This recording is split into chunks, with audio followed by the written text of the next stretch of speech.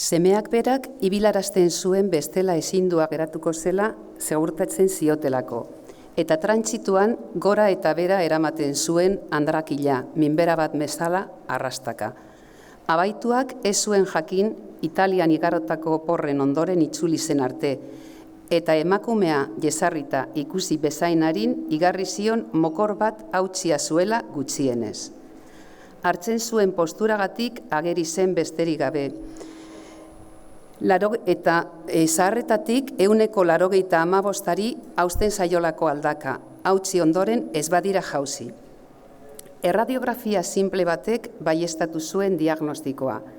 Horregaitik dago traumatologian ingresatua, portzelanazko mokorrarekin. Burutik egin zaio eta Joan izeneko norbaitekin nahazten du abaitua orain. Neurokirurgiako zerbitzu burua salatzeko asmoa azaldu zionean, egin zezala esan zion abaituak. Animatu egin zuen. Hotza atera bai, iraindu eta mehatxatu zituen goikoak eta behekoak, baina ez du besterik egin. Salaketa zertan den galdetu dio eta erantzuna berandu dela engoitik.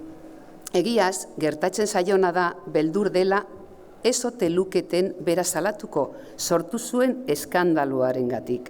Zerbitzuburua paparretik heldu eta bultzaka ere ibili baitzuen.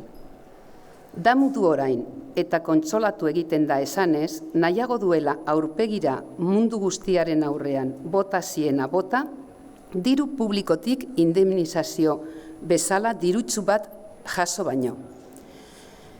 Besterik nahiko zuken abaituak, gertaturikoak behar bezalako salaketa merezi zuelako eta zerbitzu burua ezin ikusian dudalako. Bere koinatua da hain zuzen, Pilarren aizparen senarra, eta haren zerbitzu burua halaber aitaren klinikan. Atean jo dute eta baimena jasotzeko denborarik hartu gabe ireki da.